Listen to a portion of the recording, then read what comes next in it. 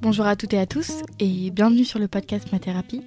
Ce podcast a été créé dans le but de nous accompagner vers plus de conscience et d'amour. Alors, au cours des épisodes, j'espère qu'on grandira ensemble, que j'arriverai à t'apporter de la joie, de l'amour et surtout des outils qui t'aideront dans ton quotidien. Je te souhaite une très belle écoute. Alors bonjour tout le monde, je suis super contente de vous retrouver pour un nouvel épisode. Alors aujourd'hui on est accompagné de Michel Lebeau qui va nous parler de l'interprétation des rêves. Alors merci beaucoup Michel de me recevoir chez toi avec tous tes toutous, plus donc tu es dog sitter aussi également. Voilà, donc si vous entendez des petits bruits de chiens, des petites pattes qui marchent, voilà, c'est normal, ça fait partie des meubles on va dire. Tout à fait, merci. Donc voilà, j'ai commencé un peu à introduire le fait que dans tout ce que tu fais fais notamment de l'interprétation des rêves. Oui. Avant d'arriver dans le vif du sujet, est-ce que pour que les personnes puissent un peu mieux te situer, te présenter s'il te plaît? Ça va être tout simple, hein.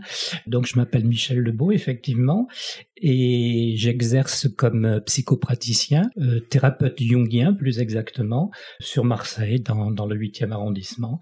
Et effectivement, j'aurai l'occasion de m'expliquer sur ce que c'est que l'interprétation des rêves, puisque l'interprétation des rêves seule n'existe pas, mais existe toujours à l'intérieur d'une psychothérapie. D'accord, ok, tu commences déjà à répondre à des questions que je voulais te poser. Pourquoi tu as décidé de te spécialiser dans l'interprétation des rêves? Alors, quand j'ai fait mes études de psychologie, je les ai faites dans un institut privé d'Aix-en-Provence, l'école de psychologie clinique d'Aix-en-Provence. Donc j'ai étudié la psychologie en général pendant à peu près 3 ans. Et j'ai envie de dire que c'est pas... Alors on va parler de Jung, parce qu'en fait je me suis pas spécialisé dans les rêves, je me suis spécialisé dans la thérapie jungienne, où les rêves ont effectivement une grande importance. Et alors je dirais en fait que c'est plutôt Jung qui m'a choisi que moi, puisqu'initialement, en fait, j'envisageais plutôt de travailler plutôt comme comportementaliste, c'est ce qui m'attirait.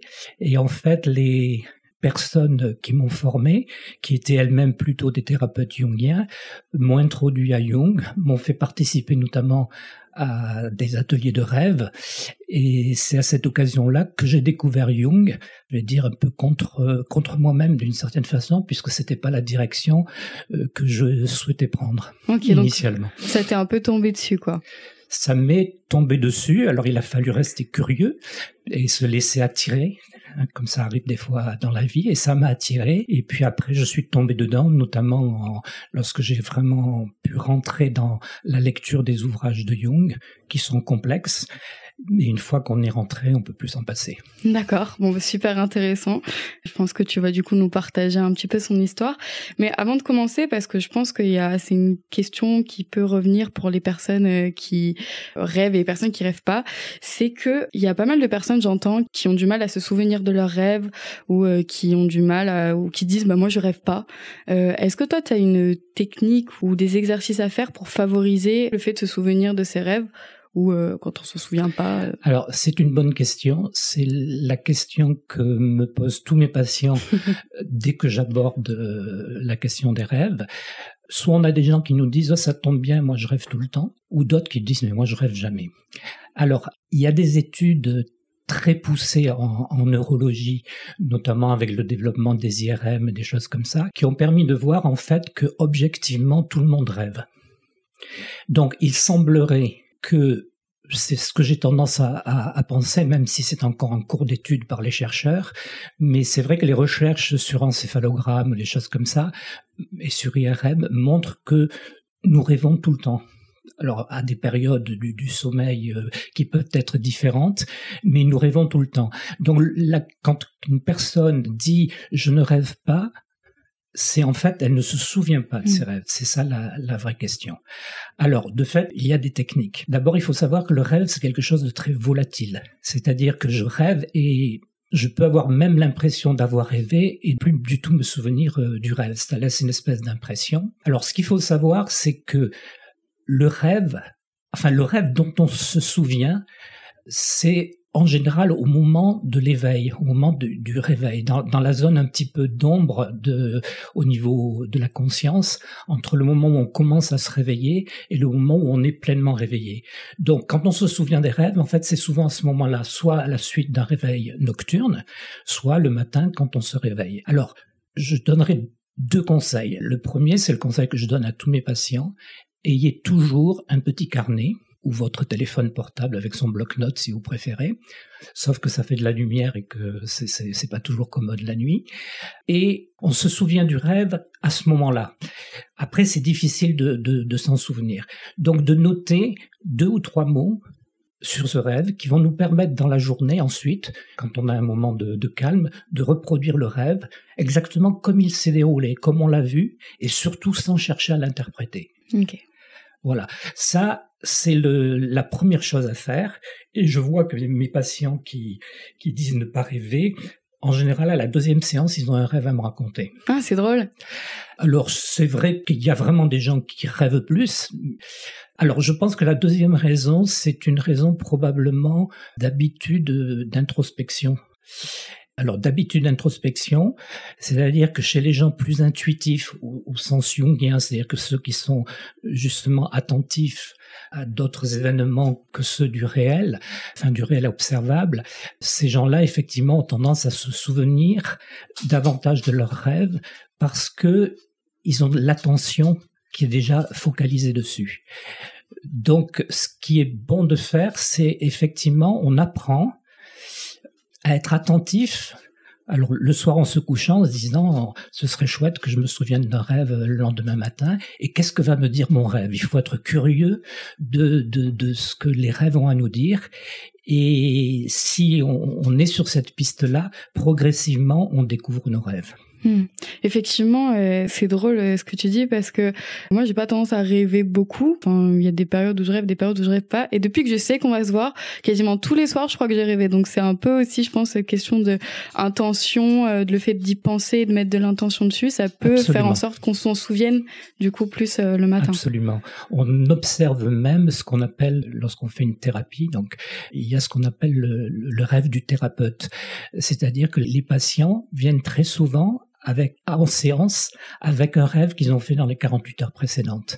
Et ce rêve, en général, il a quelque chose à voir avec la thérapie et il est porteur d'un message pour le thérapeute et pour le patient. Mais il est, en fait, on l'appelle rêve du thérapeute parce que le patient vient sans le savoir avec une information à donner au thérapeute que le thérapeute va pouvoir analyser et expliquer au patient. Ah, peut-être que j'ai des informations, du coup, à vous donner. Sans doute. Attention, après, je sais tout. Bon, on va attendre que le micro soit coupé, alors. Du coup, pour revenir un peu sur Jung, lors de notre premier échange, tu m'avais un peu expliqué son histoire, etc. Et c'est vrai que je trouvais ça plutôt intéressant. Donc, est-ce que tu peux un peu nous mettre dans le contexte, dans le bain, pour qu'on se connecte avec l'esprit de Jung, si je peux dire? Alors, le contexte général, c'est déjà que la psychologie, depuis, on va dire, depuis Freud surtout, un petit peu avant, a beaucoup évolué. L'apport essentiel de Freud, c'est la découverte de l'inconscient, qu'on lui attribue, qui était déjà dans les tuyaux chez certains psychologues ou médecins, psychiatres auparavant, mais un apport essentiel de Freud, c'est cette découverte de l'inconscient, donc une zone de notre psyché différente du conscient, qui a, on va dire, des choses à nous raconter sur nous. Alors, je parle de ça parce que la psychologie a vraiment fortement évolué à partir de là. De là est né le mouvement psychanalytique, qui est connu, bon, souvent mal connu, mais qui est quand même connu du plus grand nombre. Alors, Jung, c'est quelqu'un qui était lui-même psychiatre, jeune psychiatre puisqu'il était psychiatre à 25 ans, qui a une vingtaine d'années de moins que Freud et qui était, on va dire, son disciple préféré, si j'ose dire, même si c'est un petit peu impropre, qui était aussi son poulain puisque c'était lui qui était destiné à reprendre le mouvement psychanalytique après Freud puisqu'ils avaient 20 ans d'écart. Et en fait, Jung assez tôt d'ailleurs, c'est un petit peu distingué dans ses analyses, dans ses recherches, notamment sur les associations, c'est distingué de Freud. C'est-à-dire qu'il a découvert, de par ses propres études, il a découvert que l'inconscient, alors il a découvert, on va dire, deux choses principales. La première chose, c'est qu'il a commencé à être en désaccord avec Freud sur le fait de pouvoir expliquer, on va dire, notre inconscient uniquement par le point de vue réducteur de la sexualité, qui est très très présent chez Freud. Donc il a découvert qu'en fait il pouvait y avoir plusieurs principes, on va dire psychiques, qui déterminent notre inconscient et donc indirectement notre psyché. Alors il a découvert ça, et d'autre part il a découvert, de ses études sur l'inconscient, que l'inconscient ne pouvait pas se limiter à cette partie de l'inconscient qu'on appelle personnelle, qui est en fait comme les résidus, tout ce qu'on a refoulé de notre histoire personnelle. Chacun a une histoire personnelle, chacun a été marqué, chacun a des blessures qui proviennent la plupart du temps de l'enfance et avec lesquelles il vit. Donc Freud a mis en avant le mécanisme de refoulement, c'est-à-dire que c'est une espèce de mécanisme de déni de nos souffrances, d'un système de défense que nous employons pour moins souffrir, et qu'on met en place très jeune, à un moment justement où notre conscience n'est pas assez forte. Donc Jung a travaillé sur ça, il a découvert des principes structurant la psyché humaine, des principes que l'on retrouve dans toutes les catégories humaines, dans toutes les races, qu'on retrouve aussi dans toutes les religions, dans toutes les philosophies, donc des principes universels qui sont communs à l'humanité entière.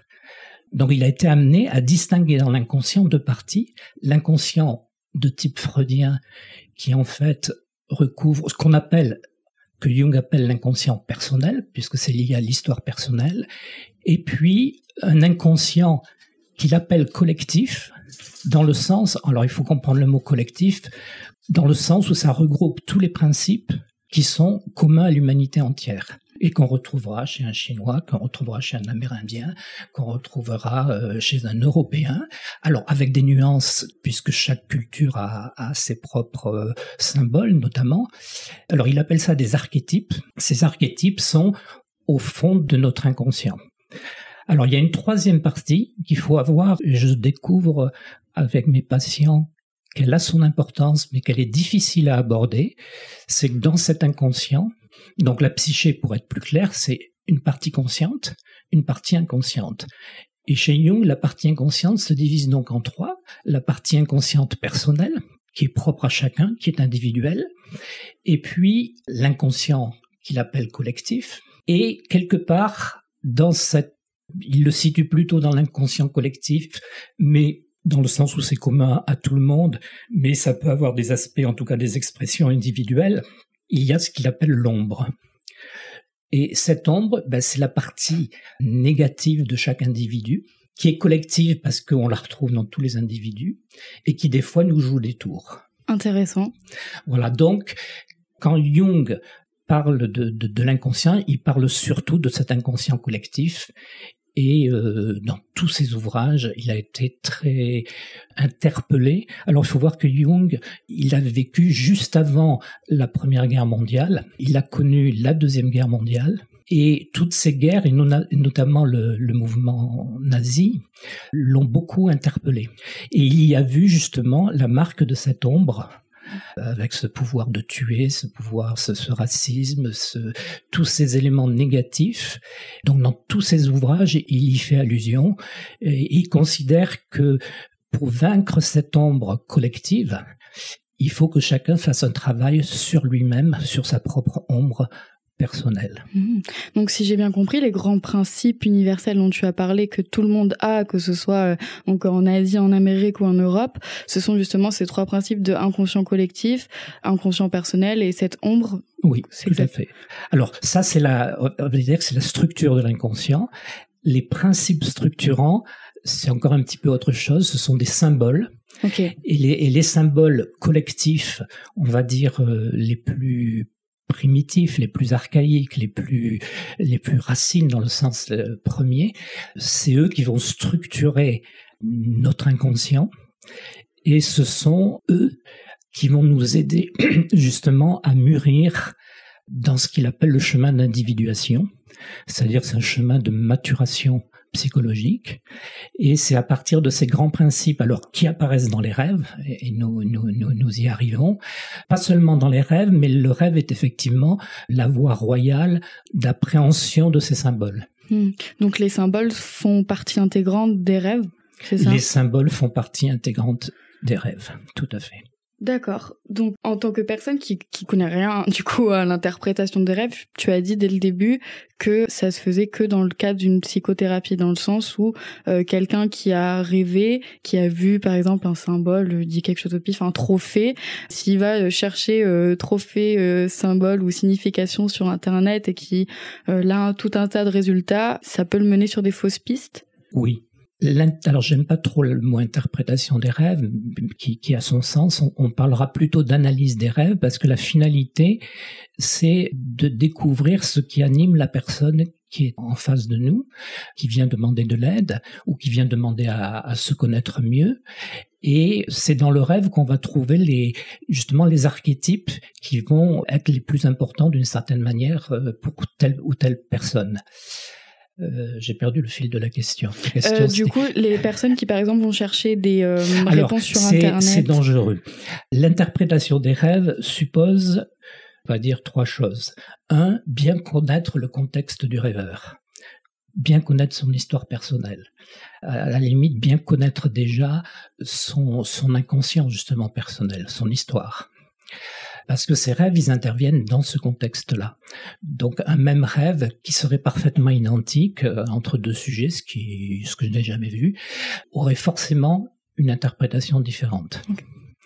Alors, après, il y a un deuxième temps, c'est que les symboles qui apparaissent dans les rêves, alors les symboles, ils apparaissent dans les rêves sous forme de lieux, d'objets, de personnes. Mais ce sont que des représentations symboliques. Donc on va aller chercher dans le rêve tous ces symboles-là. Il faut surtout pas justement être dans une interprétation a priori du rêve. Il faut aborder un rêve comme si c'était un inconnu.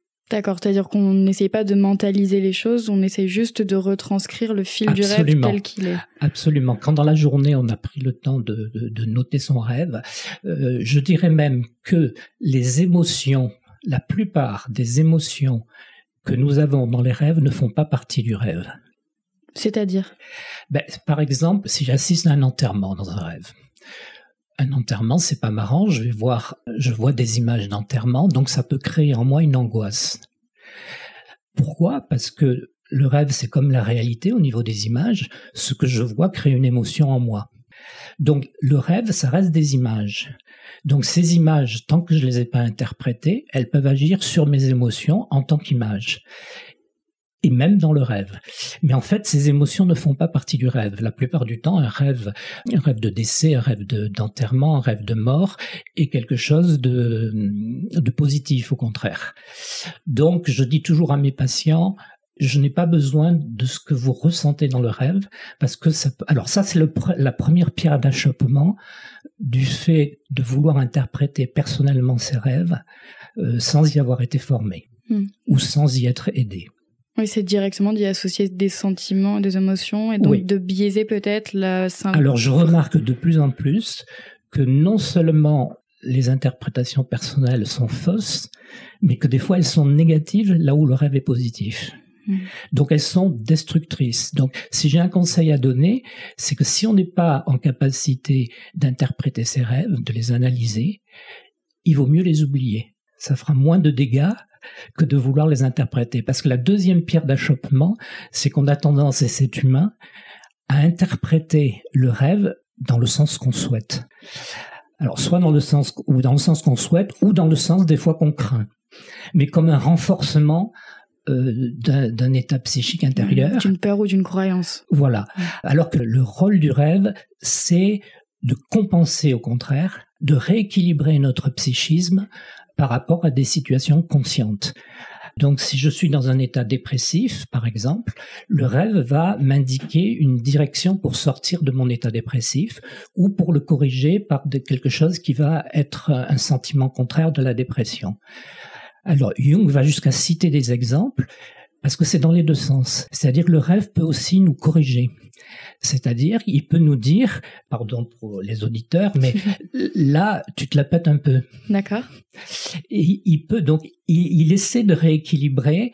Moi, j'ai fait un rêve personnellement il y a quelques semaines, justement, où je pense que c'est ça que le rêve me disait. J'étais en train de participer au Tour de France, donc j'étais un coureur du Tour de France.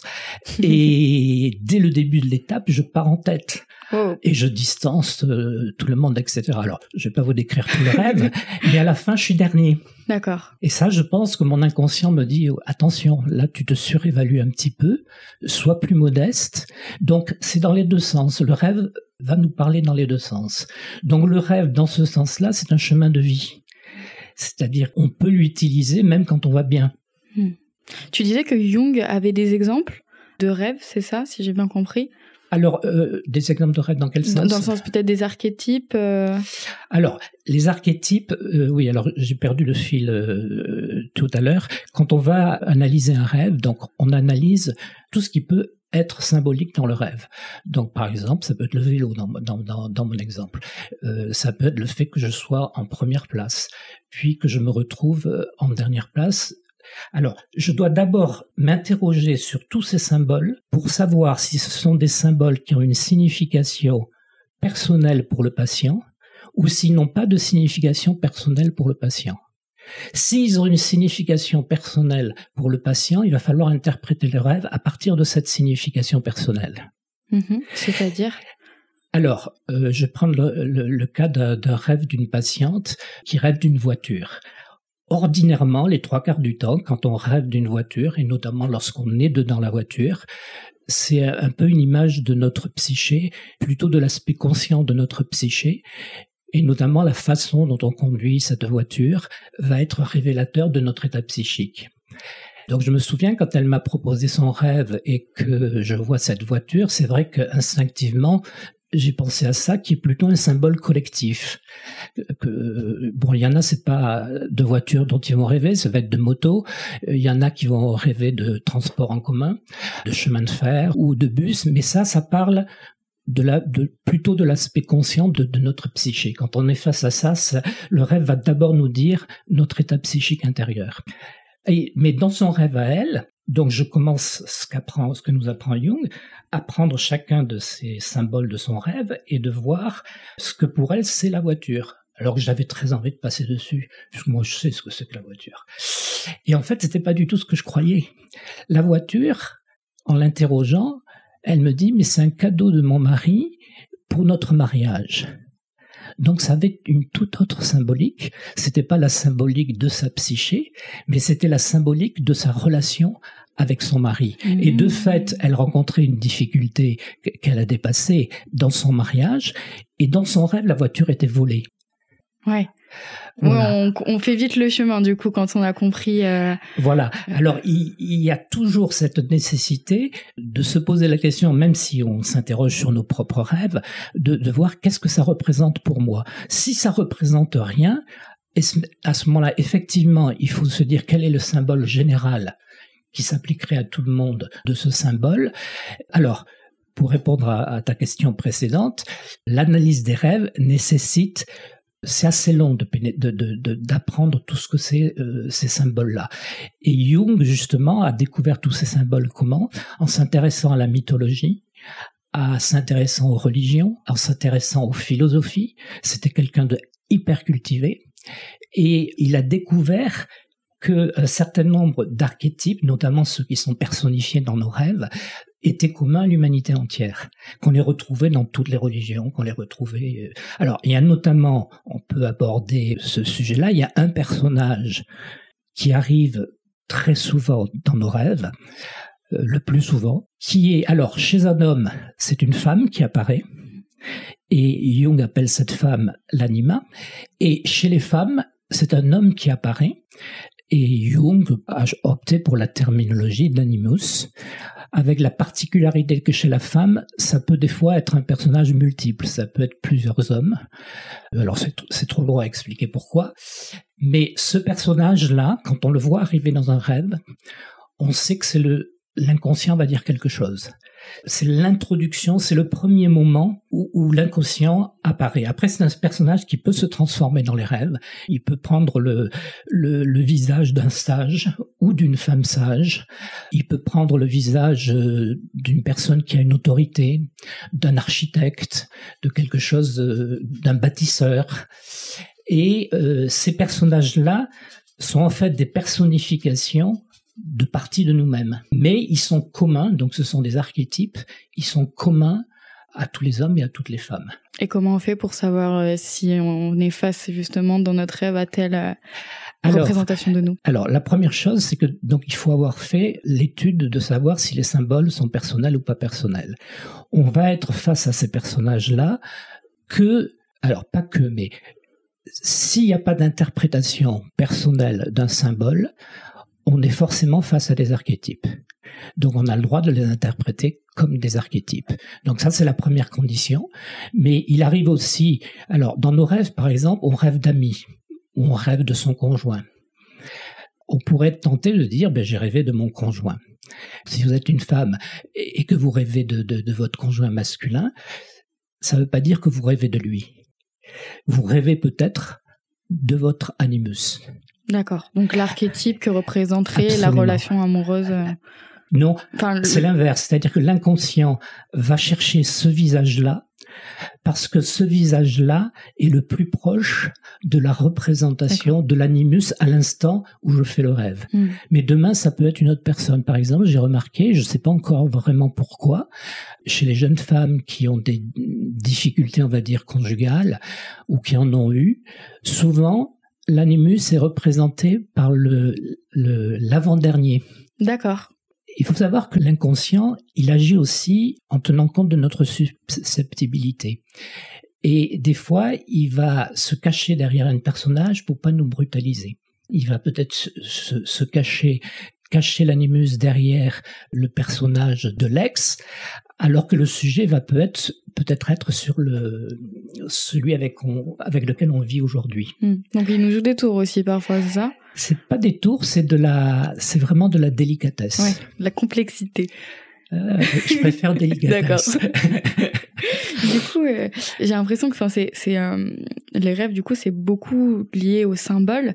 Est-ce que, du coup, tous nos rêves sont symboliques ou parfois c'est juste, notre inconscient qui a besoin de sortir des choses par rapport à ce qu'on a vécu dans la journée, ou des fois, il n'y a pas vraiment de signification Alors, c'est une bonne question. On n'a pas encore la réponse complète à ce jour.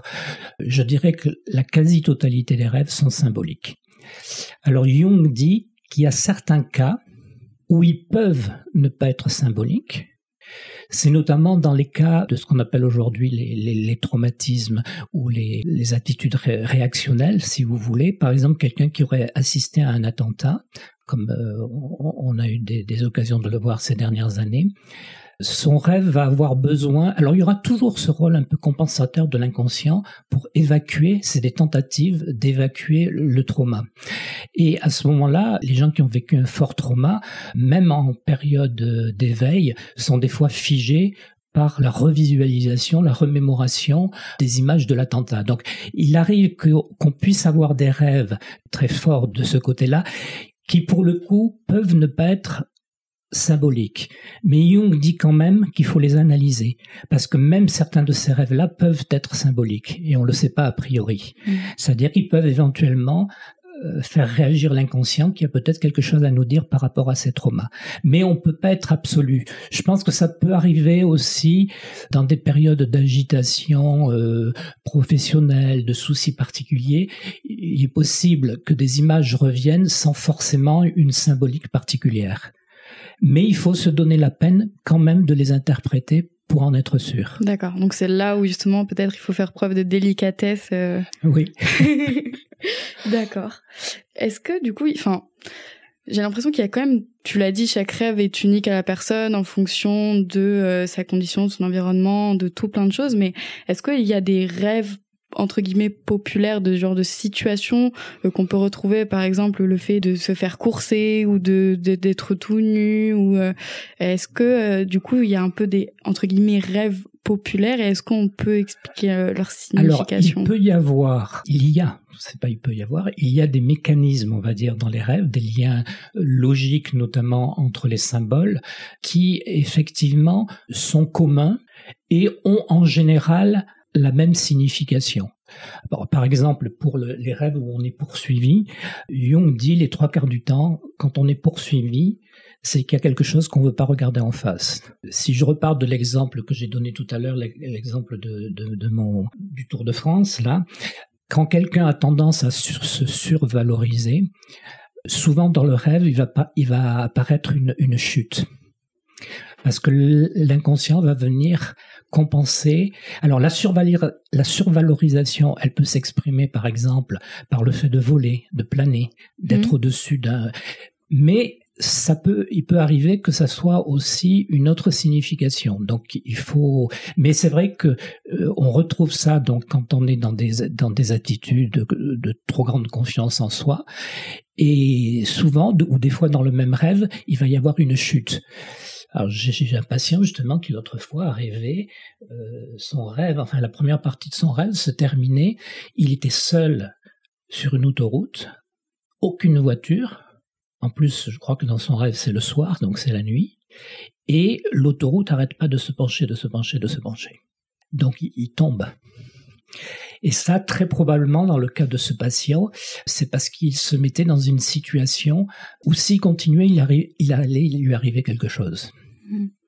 Alors, c'est une des caractéristiques des rêves, c'est-à-dire que Jung considère que le rêve nous précède. C'est-à-dire que non seulement il nous dit notre état, non seulement il nous donne un conseil, mais le conseil qu'il nous donne, c'est en général ce qui va se dérouler dans les 8-15 jours qui suivent. C'est pas de la prémonition, c'est de la probabilité plutôt. C'est-à-dire si on continue notre chemin tel qu'on est en train de le vivre, voilà ce qui va d'une manière ou d'une autre se passer. Bon, évidemment, du coup, à nuancer par rapport au fait que si on tombe, ça veut dire ça, évidemment, comme tu l'as dit. Alors c'est pour ça qu'il faut toujours quand même relier ça à un contexte. Ouais. Un contexte et au symbole prédominant. Voilà, exactement. Okay. Exactement. C'est-à-dire qu'il faut, une fois qu'on a fait l'analyse des symboles, donc on a un rêve avec différents symboles. Là, on n'a pas encore l'explication du rêve. Pour avoir l'explication du rêve, il faut voir pourquoi les symboles se succèdent dans cet ordre-là.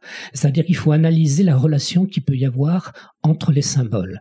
Par exemple, j'ai une patiente qui l'autre jour rêvait, elle avait un projet d'adoption. Donc, elle rêve d'un pays où elle pourrait adopter cet enfant.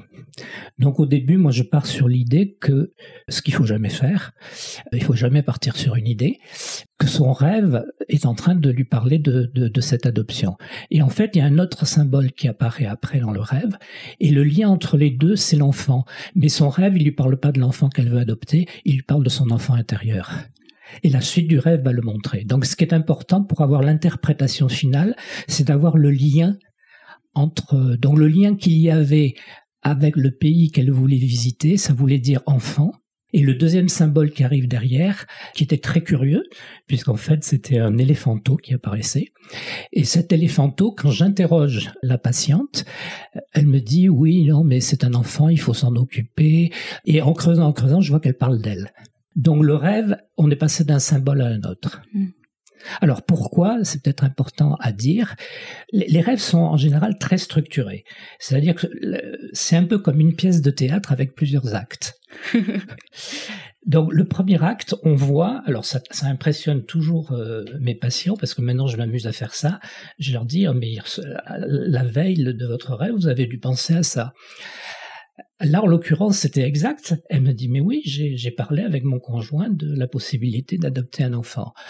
Et j'ai dit, voilà, donc votre rêve, il se construit à partir des images, ou des images au sens large, hein, pas seulement des images visuelles, de ce qui s'est passé dans les 48 heures qui ont précédé. Donc je m'amuse à ça maintenant avec les patients. Les patients sont très impressionnés parce que je suis capable de leur dire ce qui s'est passé. Vous pouvez dire que vous faites de la magie.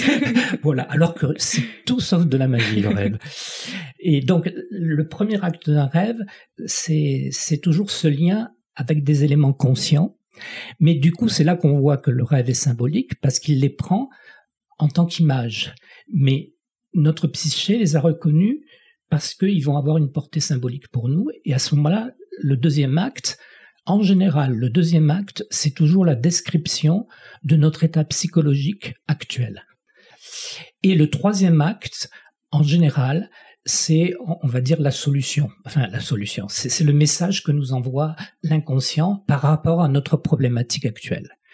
Et dans certains cas, la deuxième et la troisième phase sont la description de l'état psychologique est suffisamment forte pour qu'elle donne la solution en même temps. Alors ça peut arriver aussi, surtout quand on n'a pas conscience de son état psychologique.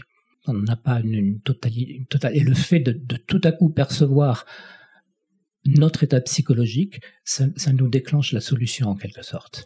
D'accord. Mais du coup, ce qui est structuré, c'est peut-être plus les symboles, non? Parce que des fois, pour avoir déjà partagé des rêves avec des copines, des fois, c'est loin d'être structuré. Enfin, ça part un peu dans tous les sens. Ce n'est jamais structuré, oui, parce que tu as raison. Ce qui structure le rêve, c'est le symbole. D'accord. Les symboles, c'est comme un peu des atomes. Et puis après, il faut faire les liens dans les molécules. Là, on met des barres entre deux boules. Et ce qui va le structurer, effectivement, c'est le symbole. Et ce qui va donner l'analyse, le sens du rêve, alors Jung préfère parler de sens du rêve, c'est effectivement le lien entre ces symboles. Ça, c'est la clé. Et la structure, effectivement, c'est les symboles.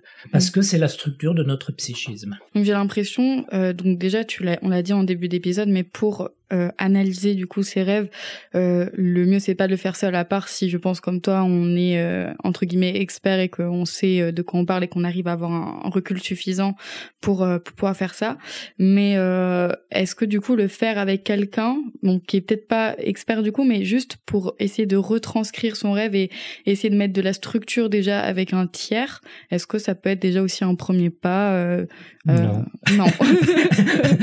Non, je pense pas. Je pense que c'est un piège. Ouais. C'est un piège parce que la personne qui confie son rêve va pas éviter, même en le décrivant. Alors, il y a des patients plus ou moins faciles de ce point de vue-là, parce qu'il y a des patients qui vous racontent leur rêve, mais qui quasiment ont du mal à le décrire, parce qu'ils ont déjà interprété le rêve. Donc à ce moment-là, il faut leur dire non, mais moi je veux le film. Je veux le film et je note le film. Donc ça prend un peu de temps. L'analyse d'un rêve, c'est pas en général le questionnement sur le rêve peut prendre, on va dire une demi-heure. Mais je n'ai pas toujours non plus la solution à donner aux patients dans la même séance. Pour ne pas trop le faire attendre, je donne la tendance générale.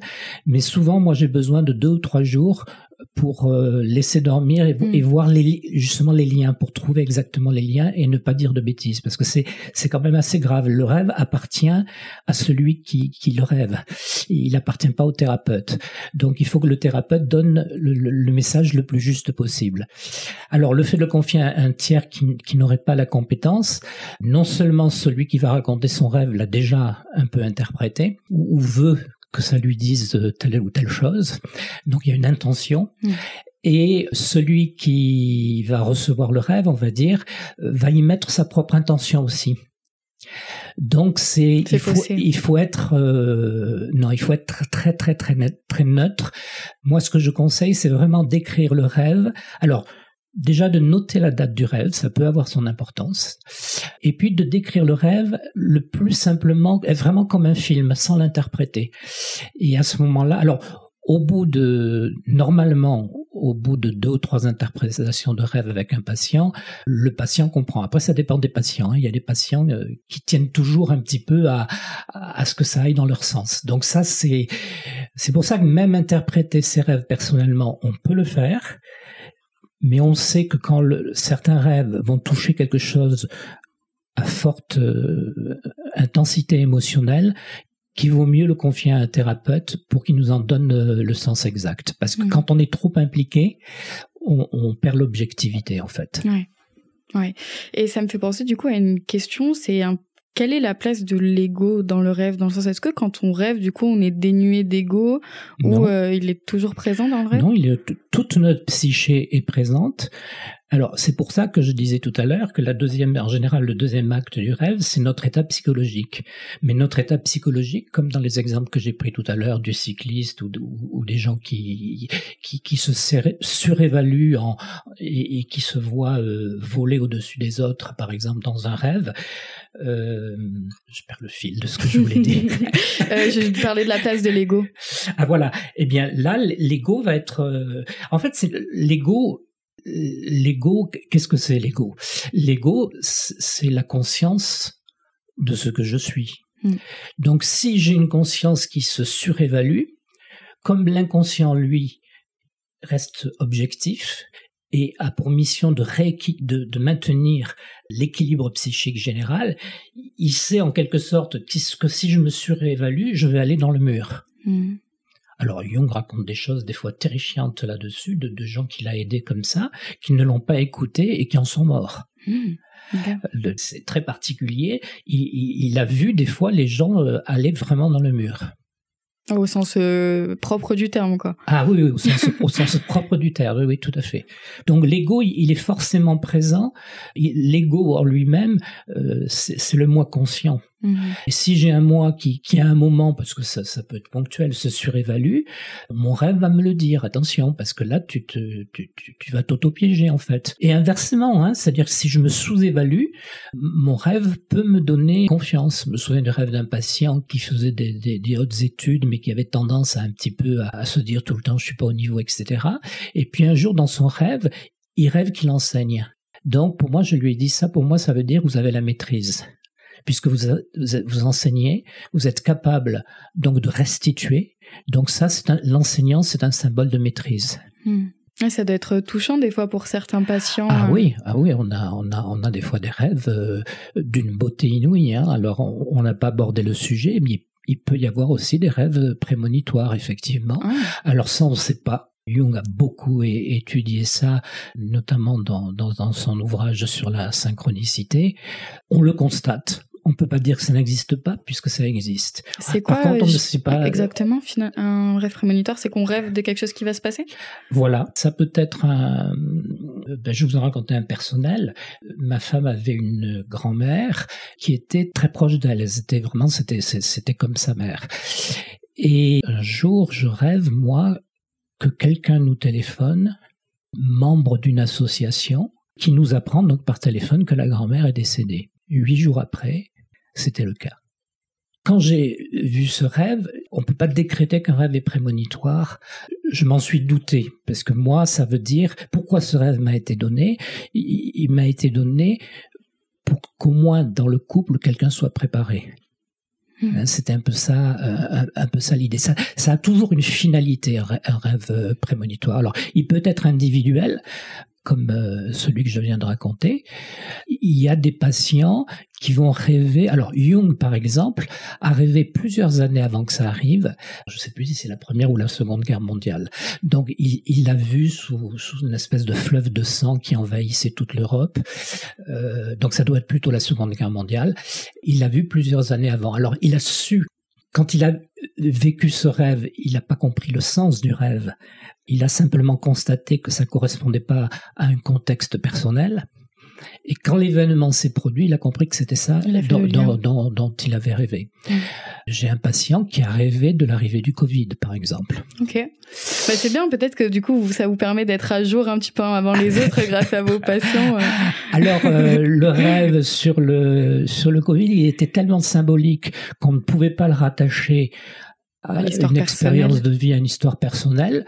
Donc, on l'a gardé dans un coin et quelques semaines après, le Covid est arrivé et on a compris que c'était ça. Okay. Et ce même patient a rêvé quelques semaines après, mais là, c'était à la fois symbolique et explicite dans le rêve que les vaccins allaient arriver vite. Ce qui a été le cas, puisqu'on sait qu'à l'échelle du temps, les vaccins sont arrivés très très vite. En plus, il a même vu la concurrence qu'il y avait dans son rêve. Il y avait des éléments de concurrence, c'est-à-dire des gens qui essayaient de se prendre le marché. Enfin, c'était pas sous cette forme-là, mais qui essayaient de découvrir le vaccin le plus vite possible.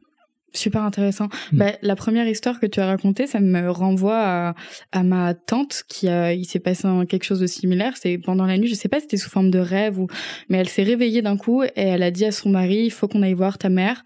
Ils sont partis dans la nuit pour aller chez ses parents et le lendemain, elle décédait. Oui, Jung cite des tas d'exemples comme ça. Effectivement. Alors, on ne sait pas comment ça fonctionne.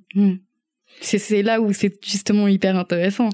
On ne sait pas comment ça fonctionne, donc Jung fait des hypothèses que d'ailleurs je ne partage pas, mais ça reste des hypothèses. On ne sait pas comment ça fonctionne, mais il serait même non scientifique de dire que ça n'existe pas. C'est pas, alors, le rêve prémonitoire, c'est comme la synchronicité. C'est des événements qui, pour celui qui les reçoit, alors là c'est dans des rêves, ont une signification. Par exemple, ce qu'on appelle la synchronicité, Jung donne toujours le même exemple dans plusieurs de ses ouvrages. Je reprends le même exemple parce que ça l'avait extrêmement frappé. Il était avec une patiente qui avait beaucoup de mal à rentrer dans l'interprétation des rêves par manque d'intuition. Et ça faisait des mois, je ne sais même pas si ça faisait pas des années qu'il l'avait en psychothérapie et ça n'avançait pas. Et un jour, elle lui rapporte un rêve et dans ce rêve, elle voit un scarabée. Et le scarabée qu'elle voit, c'est une espèce, alors parce que Jung a étudié aussi la culture égyptienne, donc il savait très bien de quoi il parlait, donc ça c'est un symbole très fort, et ce scarabée, elle voit donc le scarabée égyptien d'origine qu'on ne trouve qu'en Égypte. Et pendant son entretien, quand il commence à expliquer, il voit bien que même s'il explique le symbole du scarabée, elle capte pas. Et à ce moment-là, derrière son dos, il était dos à sa fenêtre, il entend un clac sur la vitre. Alors il va voir et il voit un scarabée.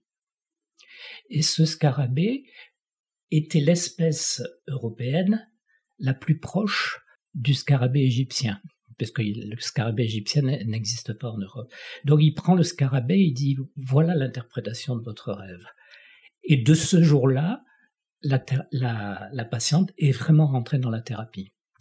Alors souvent, ces phénomènes de synchronicité, ils nous sont donnés, ils ont un sens dans le sens de la finalité. Pour elle, ça a été un signe, si vous voulez, que, en gros, il fallait écouter, quoi. Il fallait. Donc ça a été un choc suffisamment fort pour que j'ai une patiente qui n'arrivait pas à se défaire d'un amour, alors que c'était une relation hyper toxique. Et puis, sans doute grâce à la thérapie, au bout d'un moment, elle a pris conscience. Et lors d'une conversation téléphonique avec son ex, on va dire, celui-ci la traite de folle et ça a fait un déclic sur elle parce que moi, j'arrêtais pas de lui répéter qu'elle n'était pas folle. Enfin, bon, on travaillait beaucoup là-dessus. Et à ce moment-là, elle a dit, mais il n'a pas le droit de me parler comme ça, alors qu'il l'avait déjà traité comme ça. Donc ce jour-là, ça a été un choc pour elle. Elle a dit, mais là, c'est fini. C'est fini définitivement. Et au moment où elle prend cette décision, elle avait son téléphone en main puisqu'elle venait de raccrocher avec lui. Elle ne sait pas ce qu'elle a fait avec sa main. Tous ses contacts sont partis.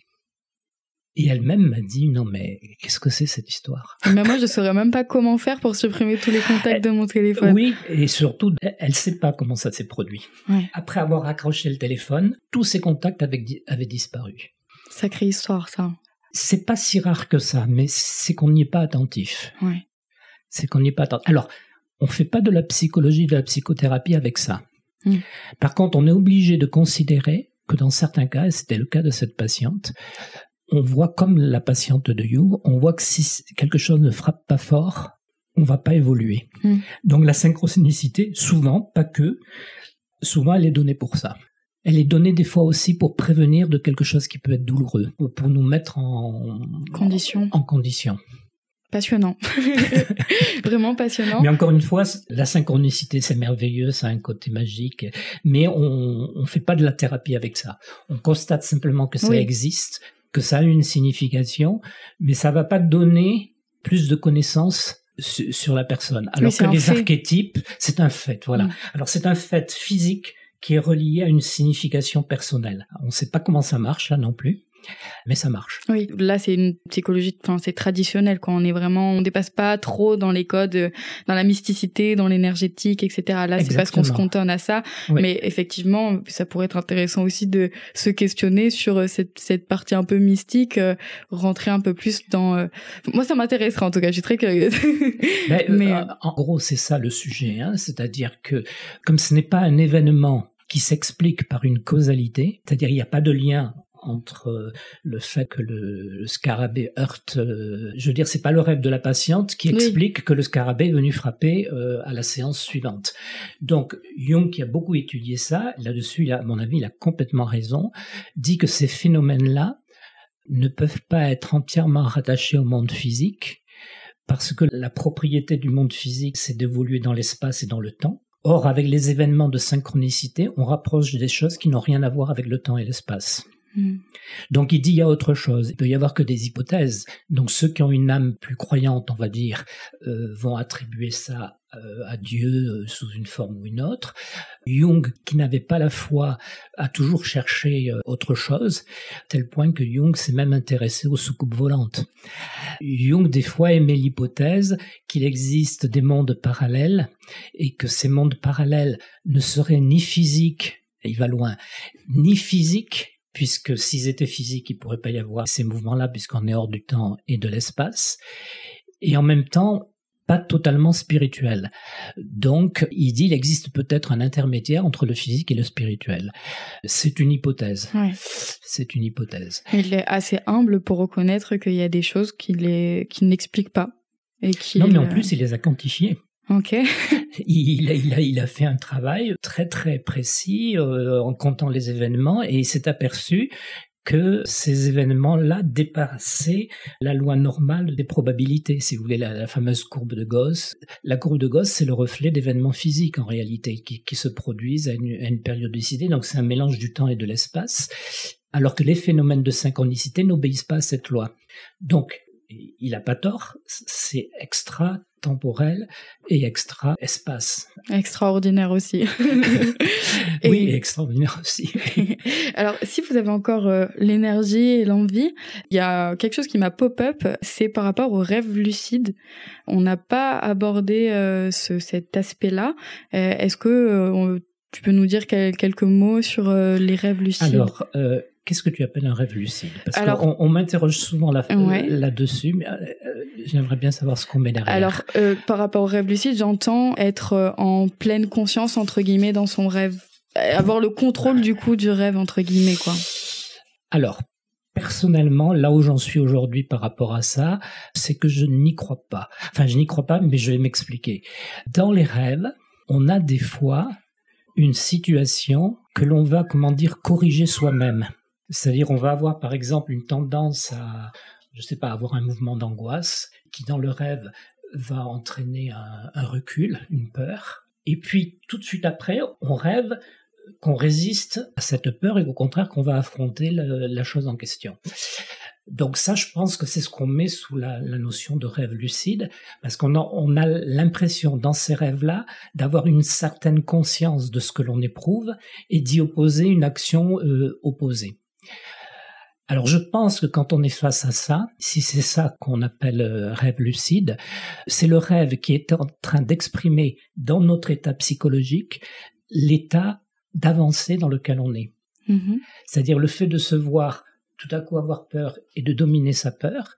Pour moi, quand un patient me dit ça, je dis, voyez, là vous êtes en chemin. C'est-à-dire vous avez toujours encore la peur, mais vous commencez à y opposer des actes contraires. Donc c'est un peu le deuxième acte de mon rêve, c'est l'état psychique. Donc D'accord. L'état psychique nous montre qu'il y a quelque chose en nous qui commence à se régler. D'accord, donc peut-être que du coup c'est la symbolique pour le coup que nous sommes en conscience de nos faits et gestes et de nos actes. Oui, sauf que c'est pour ça que j'ai du mal à accorder crédit au rêve lucide, parce que de toute façon quand vous êtes en train de rêver, vous dormez. Oui. Donc vous n'avez pas de conscience. Mm-hmm. Donc si vous n'avez pas conscience et que vous avez l'impression d'avoir conscience, c'est parce que déjà il y a un travail antérieur dans le monde conscient qui s'est fait et qui s'exprime dans le rêve de façon inconsciente, effectivement. Parce qu'il y a certaines personnes qui disent à prendre justement conscience qu'ils sont dans un rêve. Je sais que pour le coup, moi ça m'est déjà arrivé Oui, non, mais je sais, moi aussi, mais c'est encore du rêve, Ouais. parce qu'on se réveille pas. Ok. Ou si on se réveille, des fois on peut se réveiller, mais à ce moment-là, on n'est plus du tout dans le rêve. On voit, on se souvient éventuellement du rêve parce qu'il a été fort à ce moment-là. Donc je pense qu'on est toujours dans l'expression du psychisme. Alors après, je peux me tromper. Hein, oui, mais, après, il y a sans doute ça. Ouais, j'ai du mal. En tout cas, moi, comme analyste de rêve, ça m'apporte rien sur le patient autre que ce que j'ai exprimé tout à l'heure. D'accord. C'est-à-dire que je vais pouvoir lui dire, oui, là vous êtes en chemin, vous avez déjà consciemment, votre inconscient vous dit que déjà il y a un travail qui se fait, que vous commencez à résister. Donc c'est l'état psychique dans une dynamique. Très intéressant. Est-ce que tu vois quelque chose à rajouter? Est-ce que tu aimerais rajouter quelque chose, dire quelque chose aux personnes qui nous écoutent? Alors, au risque de décevoir justement les personnes qui nous écoutent, je rappellerai effectivement quel est l'intérêt de suivre une psychothérapie de type jungien qui utilise beaucoup les rêves. Donc, soit on a un besoin ponctuel parce qu'on rencontre une difficulté, un état d'angoisse, un état de dépression, etc. Et comme toute psychothérapie, la thérapie jungienne sera utile. Mais la thérapie jungienne va plus loin dans le sens où c'est une thérapie qui peut être un chemin de vie. C'est-à-dire, Jung a pris même des décisions en fonction de ses rêves. Donc ça fait partie du développement de notre personnalité psychique. Donc j'ai envie de dire, si vous êtes intéressé, il faut creuser, se former, se faire aider. Mais surtout, aussi paradoxal que ça puisse paraître, ne cherchez pas à interpréter vos rêves tout seul. Il vaut mieux ne plus y penser que de les interpréter faussement. Oui, parce que ça nous mène sur des fausses pistes. Oui, tout à fait. Et des gens qui cultivent leur état d'angoisse en interprétant faussement leur rêve, alors que leur rêve est en train de leur donner des solutions. Alors c'est une des caractéristiques, on peut dire ça en conclusion, c'est au sujet des rêves répétitifs, des rêves chroniques. Les rêves répétitifs, les rêves chroniques, c'est notre inconscient qui continue à nous dire un message qu'on n'a pas encore compris. Et lorsqu'on l'a compris, le rêve, comme par hasard, disparaît. Oui, ça me fait penser, il y a une copine qui m'a partagé un rêve qui était assez angoissant, etc. Une fois qu'elle ne faisait que le répéter tous les soirs pendant plusieurs années même. Et une fois qu'elle a réussi à comprendre certaines choses, à se sentir mieux émotionnellement, etc., le rêve n'est plus jamais revenu. Oui, je connais quelqu'un, en dehors de mon métier, qui faisait le rêve de chercher à attraper un train. Et il n'arrivait pas à monter dans le train. Il s'est réveillé. Il s'est dit, mais qu'est-ce que c'est que ce rêve, ce train que je n'arrive pas à attraper? Il a trouvé ce qu'il voulait pas lâcher, il s'est rendormi et il a pris le train. Ouais, je me rappelle du coup le rêve de mon amie, c'était qu'elle rêvait qu'elle se faisait poursuivre et qu'elle finissait toujours elle se faisait tuer ou quelque chose comme ça, et se réveillait en angoisse. Ouais. Donc effectivement, ça peut être super angoissant de courir, d'être dans une ville un peu bizarre, etc. Et au bout de plusieurs fois qu'elle a fait ce rêve, un jour, en fait, elle en a eu marre. Elle s'est dit, je vais pas me mettre à courir, je vais l'attendre et un peu presque lui tenir tête et lui dire qu'est-ce qu'il y a, quoi, tu veux quoi? Et d'un coup, pouf, ça s'est dissipé. Ouais. Donc ça correspond à ce que disait Jung, quand on fuit, c'est quelque chose qu'on n'affronte pas. Donc elle a affronté. Donc elle l'a affronté. Bravo. Petit clin d'œil à toi. Super. Alors, est-ce que tu as un livre, un documentaire ou un podcast à nous conseiller? Alors, il faut savoir que les livres de Jung sont compliqués, très compliqués. Il y a peut-être des gens qui ont fait des simplifications. Je pense qu'il faut quand même faire l'effort donc j'ai plutôt noté des livres de Jung parce que je pense que c'est intéressant quand même de rentrer dans son Alors, univers. Un des livres les plus simples de Jung qui traite pas directement des rêves mais qui traite de l'inconscient. C'est un livre qu'on lui a demandé d'écrire, il souhaitait pas particulièrement l'écrire, on va dire si on peut dire ça chez Jung, un livre de vulgarisation, donc qui est adressé pas forcément à des spécialistes du métier, qui s'appelle L'exploration de l'inconscient. C'est un livre, ce qu'il y a de particulièrement intéressant, c'est que c'est vrai, il est plus simple à lire, et que c'est un de ses derniers livres. Donc c'est un livre sur la maturité de Jung, et même pour des spécialistes, c'est intéressant de le lire, parce qu'il formule des choses de manière à la fois plus simple, mais aussi un peu différente de ce qu'il a pu exprimer auparavant. Après, il y a un livre classique sur ça, ce qui s'appelle Sur l'interprétation des rêves, qui est donc de Jung, toujours, sur l'interprétation des rêves, là où il aborde effectivement... Mais Jung n'a pas fait de livre de synthèse générale de sa thérapie. Donc, c'est vrai que je conseillerais d'aborder Jung par l'exploration de l'inconscient. Si on est effectivement passionné par les rêves, donc sur l'interprétation des rêves, sachant que je ne crois pas que ce soit lui qui ait donné ce titre-là. Après, il y a 2 autres ouvrages, en regardant mes notes, où il parle beaucoup des rêves. Le 3e ouvrage, c'est Sur les fondements de la psychologie analytique. Donc ça parle de toute sa psychologie dans son ensemble, mais il y a beaucoup de passages sur les rêves. Et un autre qui s'appelle L'homme à la découverte de son âme. De Jung toujours ? De Jung toujours. Ok. Voilà. Avec ça, on a de quoi faire. Oui, je pense on va remplir sa bibliothèque de Jung. Merci beaucoup Michel pour tous ces partages, c'était très intéressant. À bientôt. À bientôt. Merci beaucoup d'avoir écouté ce podcast. J'espère que tu as passé un bon moment à nos côtés. Si c'est le cas, n'hésite pas à le partager autour de toi et laisser 5 étoiles sur Apple Podcast. Ça nous aide beaucoup. Enfin, ça m'aide, moi. Je te dis à très vite pour continuer notre thérapie.